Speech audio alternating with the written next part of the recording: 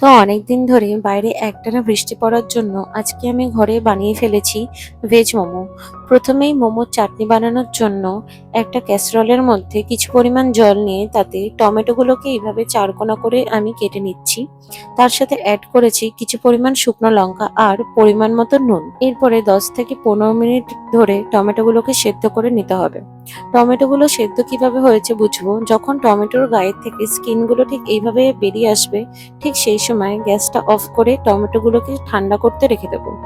এই সময়ের মধ্যে আমি মোমো স্টাফিং বানিয়ে নিয়েছি। যেহেতু আজকে ভেজ মোমো বানাচ্ছি তাই জন্য এর মধ্যে আছে আগে থেকেই চপ করে রাখা বাঁধাকপি, গাজর, পেঁয়াজ, রসুন এবং কাঁচা লঙ্কা।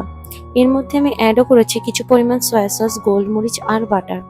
টমেটোগুলো যখন ঠান্ডা হয়ে যাবে একটা মিক্সিতে এর ভালো করে পেস্ট করে নেব। আর কড়াইয়ের মধ্যে আমি এরপরে অ্যাড করেছি কিছু পরিমাণ চিলি অয়েল, তার সাথে এই টমেটো শুকনো লঙ্কার পেস্টটা।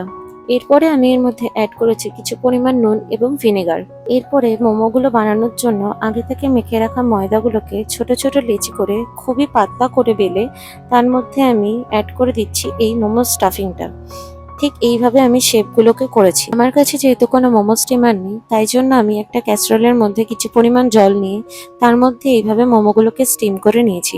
আপনারা চাইলে যে কোনো মোমো স্টিমারেও এইভাবে স্টিম করে নিতে পারেন 15 থেকে 20 মিনিটের জন্য। ভিডিওটা কেমন লাগলো অবশ্যই কমেন্ট করে জানাবেন।